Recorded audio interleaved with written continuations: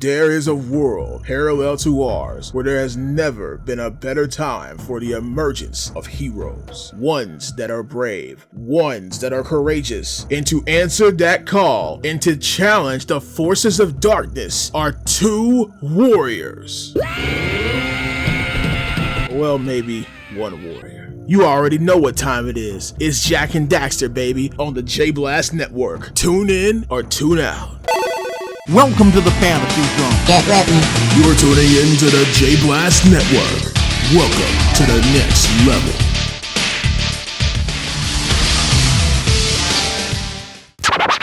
Let's get scratching. You think you have it rough? Ever try fighting a dozen lurkers at once? Those guys make purse snatchers seem like Boy Scouts. You fight any 300-foot robots today? Uh-huh. Didn't think so. It looks like your partner's doing all the work. Maybe it looks that way to the untrained eye. Huh? Hey, big guy! Been there long? A new legacy is born, ready for everyone.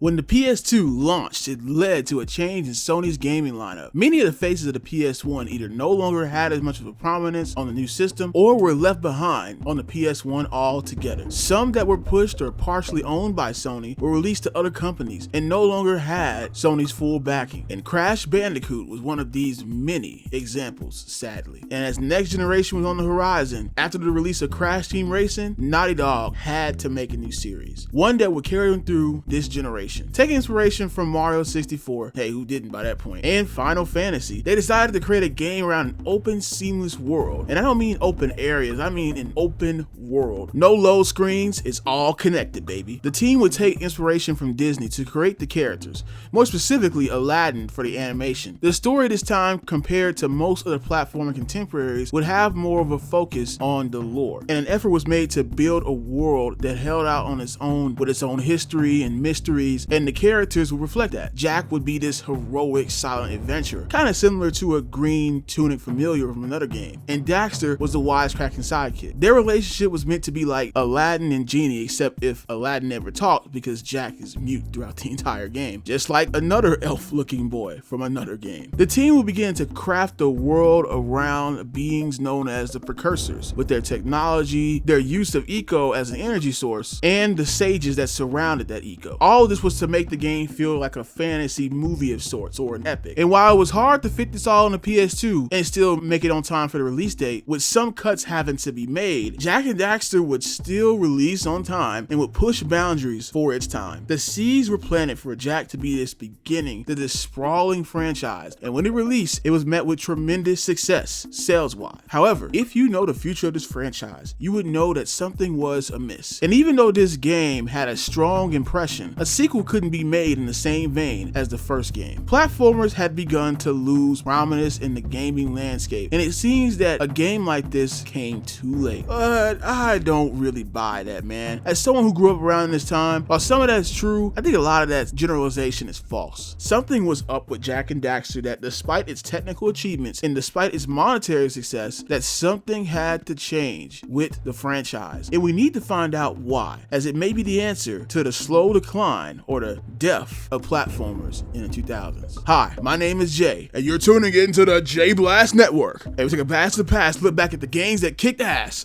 with Jak and Daxter, the precursor legacy. I have spent my life searching for the answers that my father and my father's fathers failed to find. Who were the precursors? Why did they create the vast monoliths that litter our planet? How did they harness eco, the life energy of the world? What was their purpose, and why did they vanish? I have asked the plants, but they do not remember. The plants have asked the rocks, but the rocks do not recall. Even the rocks do not recall. Every bone in my body tells me that the answers rest on the shoulders of a young boy, oblivious to his destiny, uninterested in the search for truth, and rejecting of my guidance. And why would he want to listen to old Samus the Sage anyway? I'm only the master of green eco, one of the wisest men on the planet. So it seems the answer begins not with careful research or sensible thinking.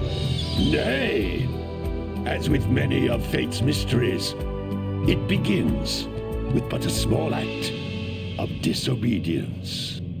Jak and Daxter makes its grand opening about the mysteries and dangers of Eco, the power source of the Jak world. We even see the consequences of misusing, or rather messing around with it, when we see what happens to Daxter when he touches Dark Eco.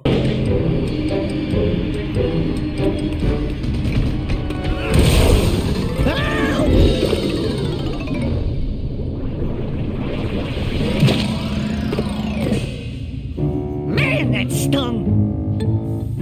I told you we shouldn't have come here, and you listened! What?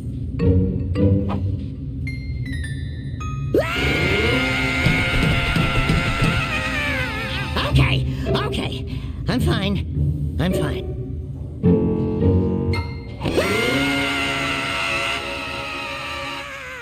Now, the only way to turn Daxter back to normal is to find the Dark Eco Sage, Gaul, and that is the story. Now, I would say that I am streamlining a lot of the extra dialogue and animation surrounding the beginning of this plot, and I also would say that is a bit important to discuss too. Naughty Dog was absolutely flexing with this animation. You gotta understand, this wasn't the standard, this was some of the peak animation back then, and not just on the PS2, but in the entire generation. Just the little details on the characters, like having Samos emphasize his annoyance through how he moves, or Daxter's cartoony expressions to the point where it looks like his body is B&D morphed to show how he feels. It's so incredible. And Daxter, you finally took a much needed bath, but in a bathtub filled with Dark Eco. Look, old man, are you gonna keep yapping, or are you gonna help me out of this mess? I'm gonna keep yapping, because in my professional opinion, the change is an improvement. And besides, I couldn't help you if I wanted to. What?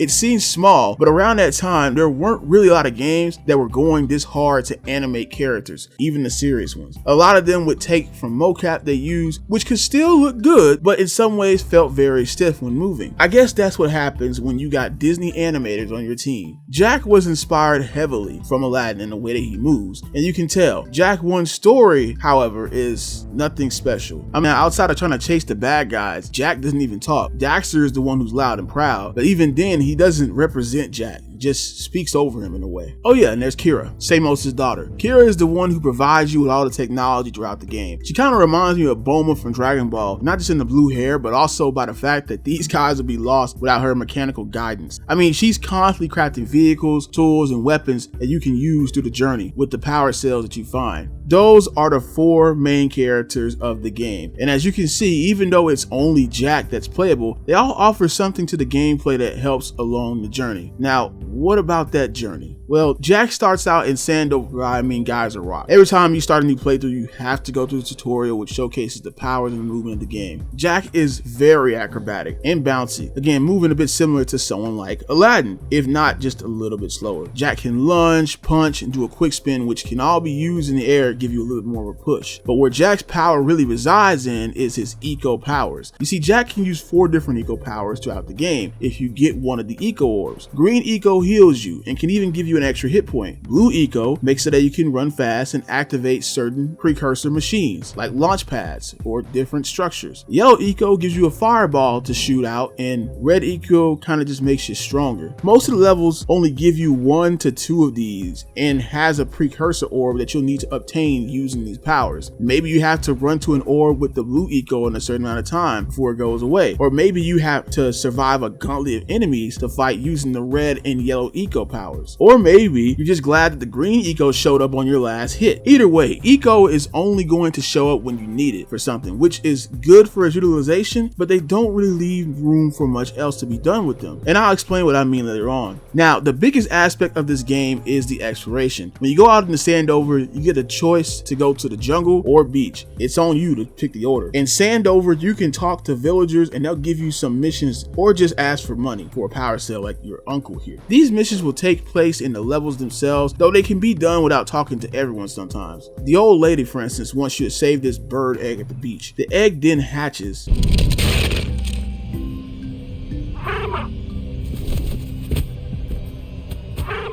Oh no! No, no, no, no!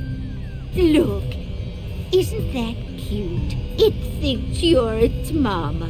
Ah! I'm not your mom! You see any feathers here? Oh, love at first sight. And what's cool about this is the bird will come back to play later, and that's what I really like about the mission structure of this game. Not every mission is like this, but usually something is given in one area that can either unlock a new part of a different area or unlock a brand new area entirely. For instance, in the Mystic Jungle, Samos wants you to connect the eco beans, but he'll tell you to do this in Sandover. Then there's this fisherman that you have to go play this mini game where you catch fish for him in his net, and when completing this, he'll give you his boat so that you can use it to go back to Misty Island, which is own level. And if you talk to everyone in the village, you would know that you already needed to go back there to get these guys moved that he lost. I don't know how I swam my way over there, but okay. So as you can see, they really tried to connect the world and exploration, not just in terms of level design, but also in the terms of your mission design too, which is great, especially since all this was done with no load screens at all. Now I know somebody smart may look at the boat and say, well, that's clearly a loading screen as you go into the island. It's just covered by the boat. And I would argue, yeah, that's a great mask for loading, which the game does before you go into every level. You just don't notice it, unlike the boat. But even then, it makes sense to be rowing on a boat to go to an island. When you start looking at the back end of game development, you'll understand that a lot of it is the work of magicians. Now, all this connectivity is cool, but what about exploration? I think Jak can have some intriguing areas, but a lot of it is something that we've seen before in other platformers, like beaches and jungles. And I'm not saying that's bad, but rather, I'm saying that the exploration is much better when Jak is utilizing its unique features of its world. Look at the Jungle Temple. This isn't really something new to the platforming genre, but because it uses the precursor architecture and we see how eco is used to activate machines in the temple, it then creates an area that is more intriguing to explore than just another jungle area like in any other platformer. It makes you remember why I like Jak's world. Same with Misty Island, which you would think would be one of the last areas in the game, but it's one of the first and more hostile areas, with more lurkers, traps, and quicksand to get in your way. The stage reminds me of the elephant graveyard from the Lion King with all the old skeletons around the map. You can even go back to the area where Daxter fell into the dark eco. And again, these more unique areas are what elevates the levels of these games. It's just more interesting when you have levels in this game that wouldn't be in any other game. And with the way the level design and power cell are lined up, by the time you fully explore a level, you would have gotten most of the power cells, unless you skip something by accident. I also gotta commend how every level doesn't follow the same rules. In the Jungle Temple, you fight a plant boss, but there aren't any bosses in Misty Island or Sentinel Beach. Sentinel Beach is the first level, so there isn't much here to stand out besides chasing seagulls and the cannon, but it's also the first, so we can let that slide a bit. And Misty Island is the first level to introduce the Zoomer, which is unlocked from collecting power cells for Kira to use. That's why I always like Kira, man. She's always making something in the background to help with the gameplay. This introduces a Jak staple, vehicles, which you can use here to traverse over the water and knock down lurkers out of the flying machines. And to wrap it all up, the precursor orbs you collect, which are the game's currency and stuff that the villagers will sweat you hard to get, as well as this precursor statue. Who awakens the oracle?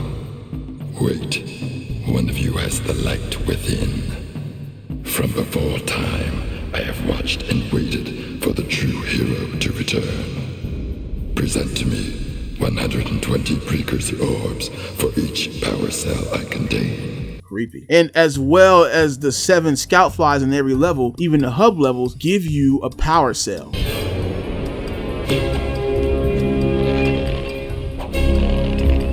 You are constantly exploring, finding something new, and when you complete your run through the first set of levels, you can unlock the next set of levels, which is usually blocked off by something Kira had to fix, like the heat of the lava area the Zoomer needs to traverse, where once she installs a cooling system, we're able to traverse that area by getting water balloons to cool off our ride until we make it to the next set of levels. Yes, even that is connected. Now, this all seems like a good gameplay loop, right? So what exactly was the problem with this game?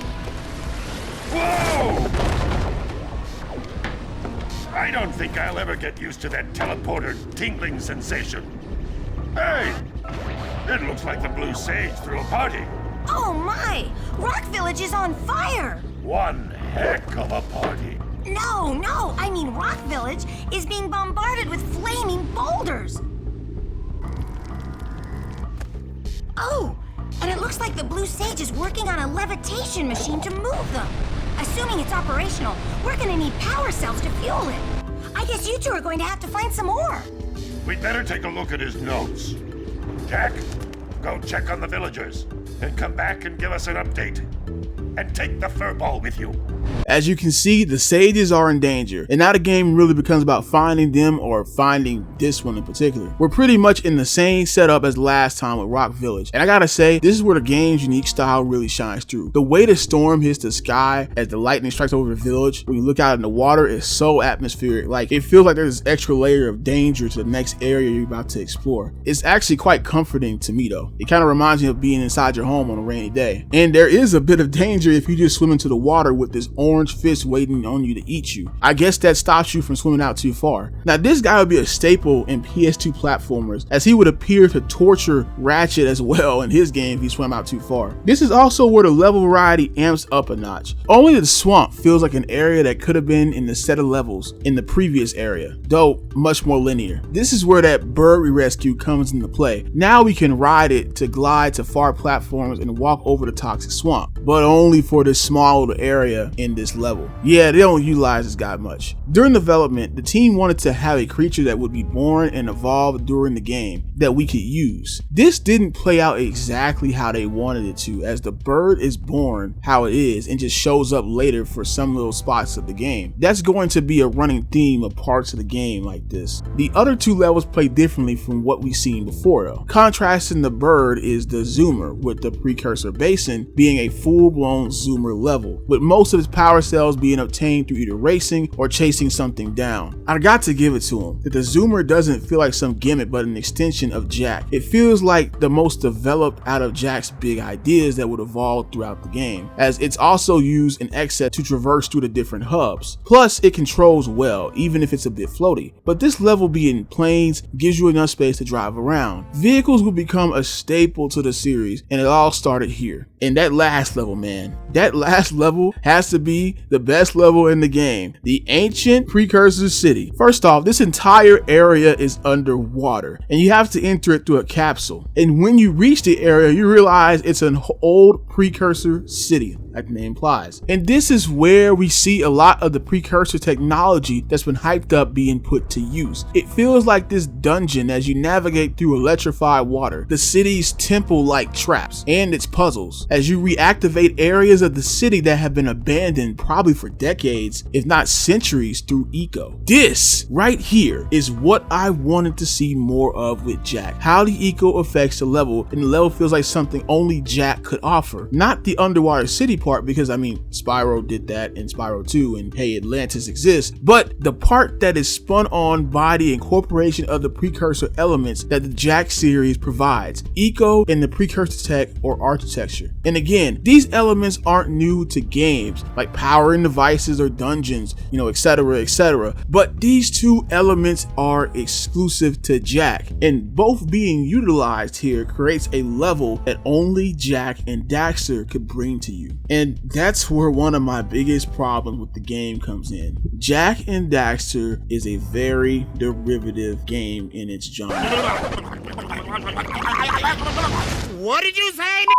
I know this is about to be controversial, so let me just say it. This isn't a bad thing, as every game can be derivative, but the question that always has to be asked is, what does it do to make itself stand out? Jak has the open world and its connections that tie certain levels together. There's a lot of technical work going on behind the scenes. Let me state here that this game, to this day, for its system, is very technically impressive. However, the gameplay is very basic for a platformer. Animations are great. Jak doesn't really do anything that someone else couldn't do, but it looks better. I mean, I feel like Crash Bandicoot feels more faster and more agile than him at times. Daxter is just there for comedy and does nothing in the gameplay besides provide a voice to the voiceless and also commentate when you die. While you're down there, could you rub my feet?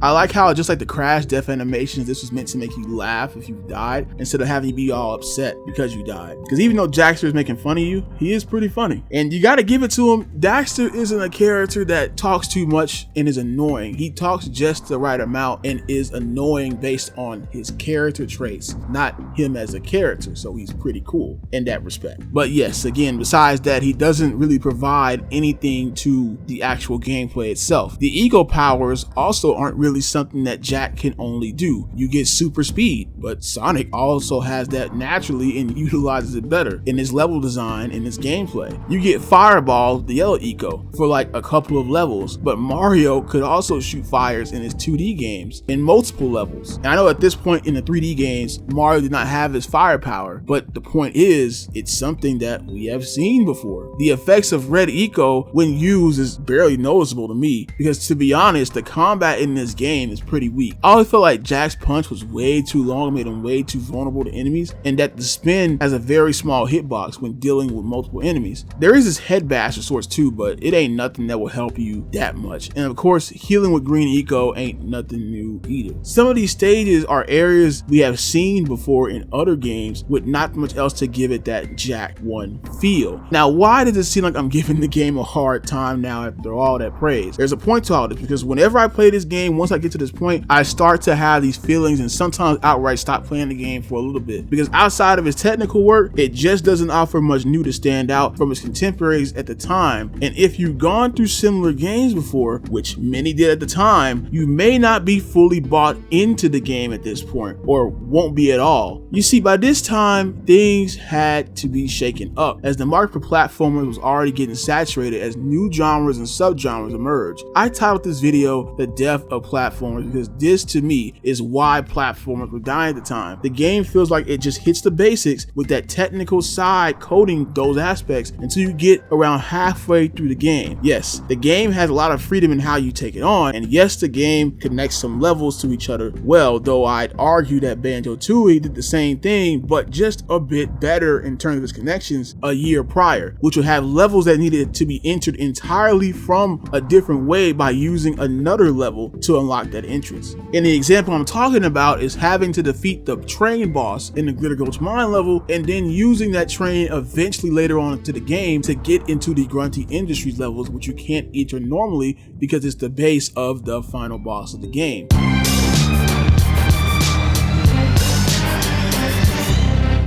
That is interesting. That is a fun way to utilize the connections more and to show how hostile an area can really be. And don't get me wrong, Banjo-Tooie didn't always do this perfect, but at least that's something more compelling instead of just unlocking a level inside of one by doing some mini game or getting a mission in one that wraps up really quickly. I mean, even the NPCs here aren't that memorable outside of Jak's uncle, and that's only because the guy says he's your uncle. Banjo had some memorable NPCs just from the comedy alone and the design. Same with Spyro. And to give another example, look at the precursor basing. This isn't really a bad level, but what do you actually do here? You just race against time, try to put little critters back in their holes, and then do more racing, which isn't really something that is unique to Jak. And racing in a game like this isn't really a problem, but it's not like you're using the zoomer to say traverse different areas of the plains to go to a different area on foot, or even go to a different area with the zoomer that only the zoomer could really do in a game that's as open as this. You know, it kind of lacks that specificity, and so it just doesn't really stand out compared to something like, let's say, Sonic Adventure, where they make sure that every level that Sonic goes through has some memorable moment that only Sonic could do. You know, I can't run from whales in Jak or Mario. I can run from whales at top speed while this bridge is breaking in Sonic Adventure. I can run down a building while this cop cars or cop monkeys are chasing me in Sonic Adventure.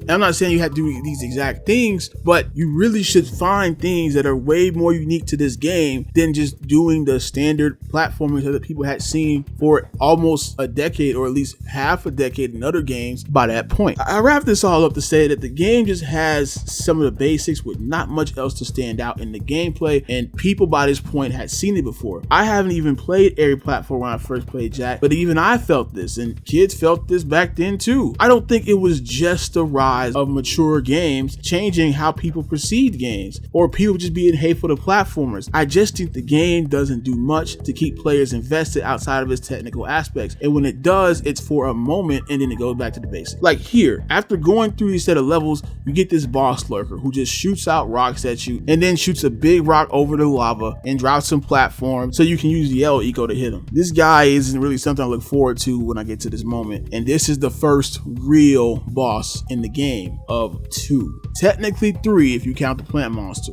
Wow, I don't know about you, but that's pretty lame. I feel like this wouldn't have slide even in the 90s, and then you just repeat what you did last time to get to the next hub area, except this time it's mountain based, and instead of a lava field you have to race to the end against lurkers. But once you get there, you've realized something. You just reached the end of the game, and just like that, you've pretty much seen all that Jak can really offer from itself compared to other games. And when trying to stand out in this genre, let alone the competition of every other game, I can agree it's pretty lacking. I always wonder if I'm losing body parts in those things. Holy yakkow! The Red Sage's lab looks worse than the Blue's. Well, it definitely looks as though there's been a struggle here. I'd hardly call it struggle. Would you, dear sister? Certainly not. The Red Sage gave up with so little effort. No fun at all. Gall? Is that you? You've finally gone off the deep end, eh? And Maya, I told you the dark eco would affect you both. Nobody ever listens to old Samos. What have you two done with the Blue and Red Sages? Don't worry about your colorful friends, you old fool. They're perfectly safe in our citadel. Our special guests. They have graciously agreed to help us on a little project. You were wrong, Samos. Dark eco can be controlled. We've learned its secrets, and now we can reshape the world to our liking. You can't control dark eco by itself. Even the precursors. Until now, we've had to scrape by with what little dark eco we could find near the surface. But soon, we will have access to the vast stores of dark eco hidden deep underground. Not the silos. Yes, the silos. They will be opened, and all the dark eco of the world will be ours. But that's impossible. Only a precursor robot. Oh, don't look so upset, Samos. We've got big plans for you.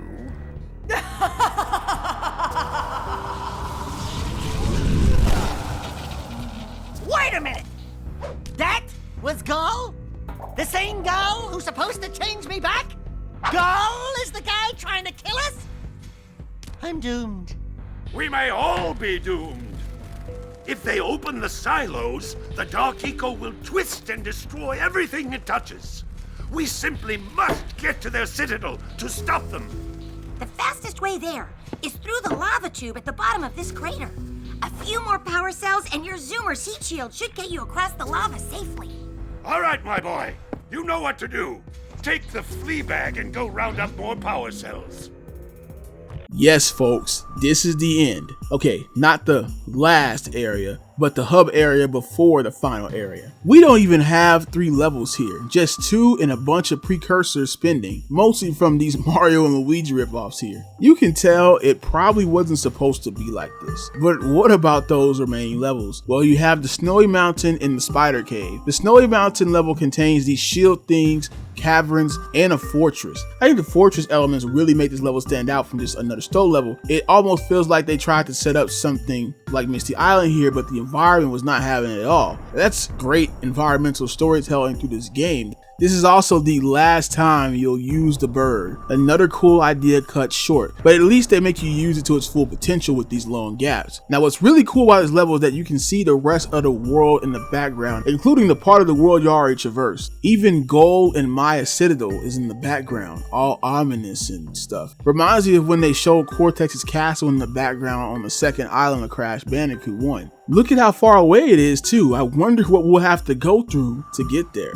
And then there's the last level of this area, the Spider Cave, which technically is the first, as the gondola you use to go up the mountain is only activated after a certain amount of precursor ores are collected. And if that goal is reached, then you have to collect an orb in that area to have Kira fix it up. I, however, like going to the Spider Cave's lab because it feels like a penultimate level. And you can see why, because of the dark atmosphere. Dark Eco is freaking everywhere. Giant spiders and bugs crawling over the place, and there are these outright dark areas where you can't see shit for shit that you need to light up with these light crystals. And once again, much like the underwater precursor city, we have a level that makes Jak and Daxter stand out. I would hear people say how this level would scare them because of the darkness behind every corner, and while I personally wasn't scared, I can see how people could come to that conclusion. As the deeper you get, the harder it is to navigate and know what's coming next. And because of the hostile environment, the level actually makes you rely on the eco power you get here much more, especially the yellow power where you can zoom in and snipe enemies from a distance. And in its deepest point of the cave, you end up finding this giant precursor robot that seems like it's being worked on to be reactivated by the lurkers. With so much cool stuff in this level, it's a wonder why it has to end here. Well, as I've been building up to,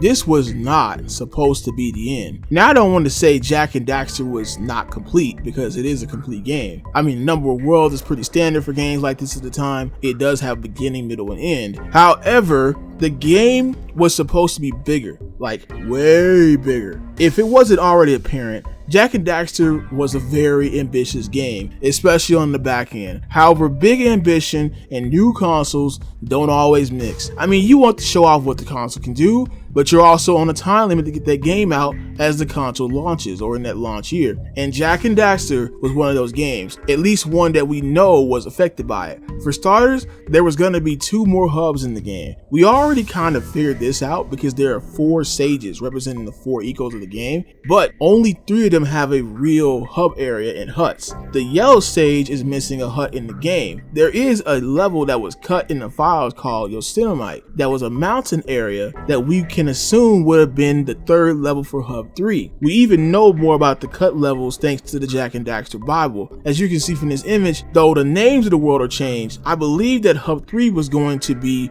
more focused around lava and mountain based areas, with the spider caves being moved to the Yellow Sages hub, or Hub 4, which seemed to be more like a Savannah-esque area, with more precursor areas similar to the underwater city. And the last area would have been the Citadel and its surrounding area, like the giant Citadel area, with most of it being underground, with all of the precursor technology. When I look at this stuff, my eyes widen, as I can tell they had so much planned for Jak 1 that they just never made it into the game. I feel like most of my issues, or even the issue of the game just being more of the same to some folks at the time, would have been resolved if they were able to fully capitalize on these ideas, as what we got here only seems to be about 60% of what we should have gotten. Now, I'm never gonna hold a game down by what was cut from it or stuff that just never made it. That's just not fair, you know? But it just shows me that there was a plan to make Jak do more, and I can appreciate that. I'm not trying to trash the developers here or even trash the game, because I do like Jak and Daxter 1. I'm just coming to this realization that I kind of had over the time about this game just needed way more stuff to make it stand out. Like, look at the robot we saw in the spider caves. That was going to be reactivated by Kira at a point. The bird I mentioned earlier was going to play a bigger role, as I mentioned earlier, as it grew throughout the game and evolved. And unfortunately,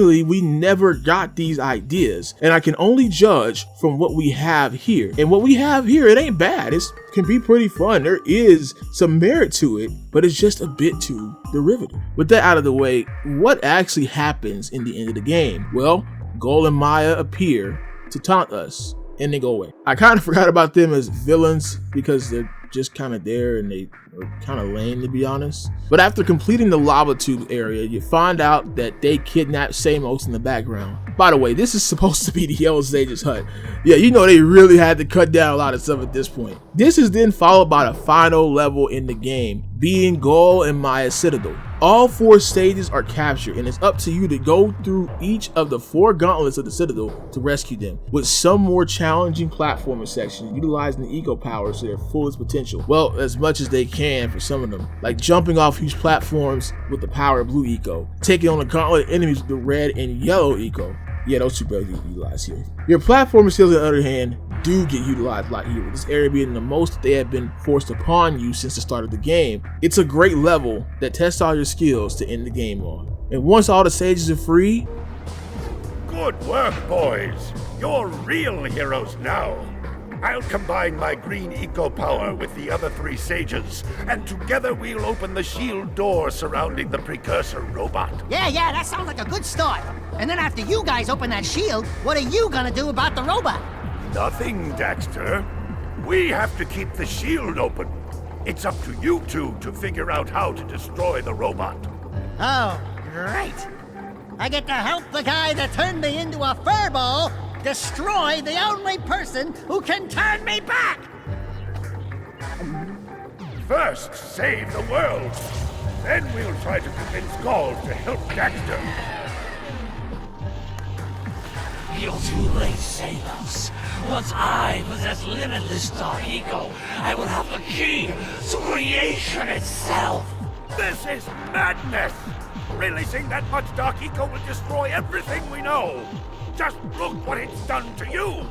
It has given us a beauty beyond anything you could understand. Beauty? Have you 2 looked in the mirror lately? Just wait until we open the silos, little one. You think short and fuzzy is bad.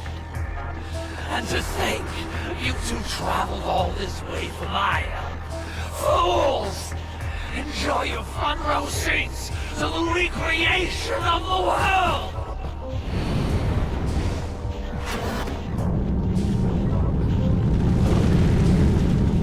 Jak! Take the elevator up and stop that robot!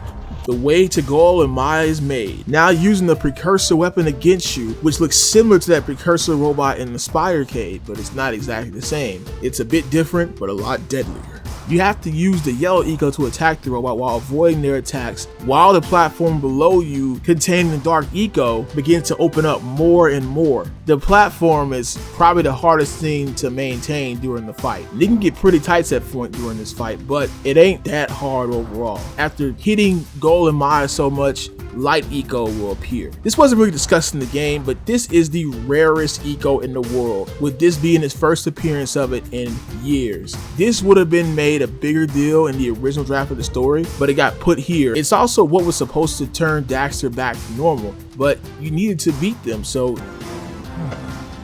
Stay fuzzy, save the world. Choices. Okay, fine. We'll save the world, but do it quickly before I change my mind! Daxter, being the friend that he is, accepts his fate as this Otzel and...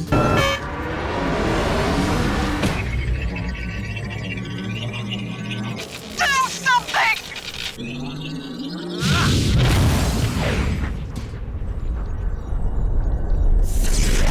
obliterates Gaul and Maya. Goodbye and good riddance. We won't remember. Not that I remember you much in the story anyway. With that, the world is saved. Yes, Gaul and Maya. The Dark Eco probably destroyed them. Probably. Ah, who cares? Bring 'em on! We can take 'em again! Right, Jak? I said, right, Jak? Wow! Put it on ice, big guy! Got a dirty match to the end, huh, Daxter? I wouldn't have had it any other way, to be honest. But if you got all the power cells, you get an extra cutscene. Holy yakko! What could that be? Wow! It's an ancient precursor door! It looks like it will only open if we fill all 100 holes with power cells. We're heroes, remember? We have 100 power cells.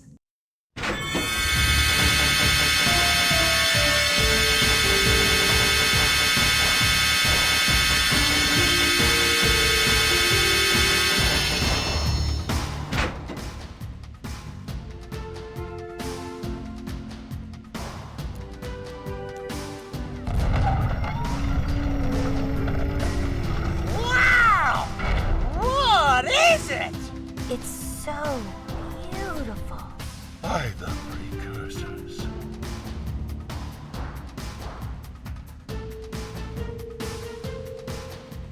That's it? That's all they could do? The door, we just don't know what's in it? I don't know, man. That's pretty lame.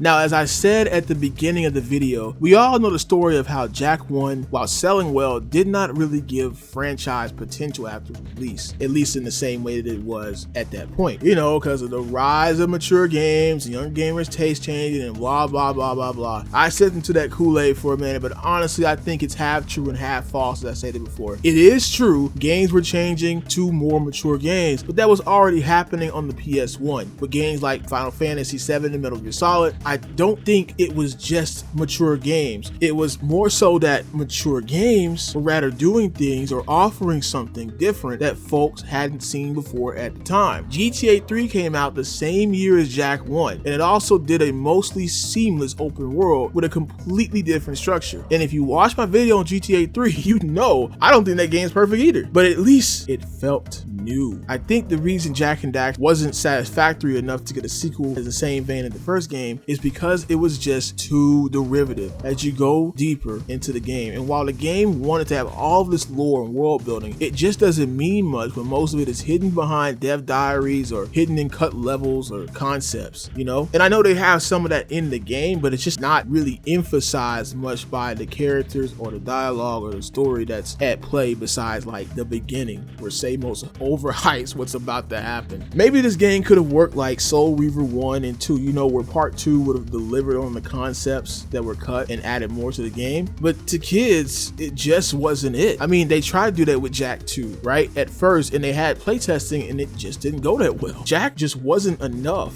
for its own market. Sonic and Rayman still went on well. I know they were grandfathered in, but it's not like kids forgot them. I mean, Sonic was going to and fighting in space, had a darker rival, and had multiplayer in his games along with other Sonic elements people loved at the time. Okay, mostly loved. And then a year later, Ratchet and Sly would hit the scene and stand out for what they did and added while adhering to platform mechanics. Like in Sly, you were sneaking around and stealing from thieves and sneaking around enemies to hit them. And in Ratchet, you were building up this arsenal of weapons and mowing down armies of soldiers and monsters while traveling in space to different planets. I mean, even Blink's the damn time sweeper had you time traveling. And no, I'm not saying Blink sold more or was better, but the point is these games have a defining identity that makes them stand out within the genre. And what did the first Jak game have to do that besides the open world that was in other games that were doing more? It's just mostly doing things other games in this genre did and not that much better in my opinion. And I'm not saying that makes Jak 1 a bad game, but I can see how kids would gravitate somewhere else if the sequel to Jak 1 would have been mostly the same. Thing is, the game is good. I just think about its shortcomings every time I get halfway through the game, like how I know what's left isn't always as good as what came before, and there could have been more, though I don't really count that when I'm rating the game. I feel like I'm ready to hop on Jak 2 every time I get like halfway through this, but still, Jak managed to get enough fans to want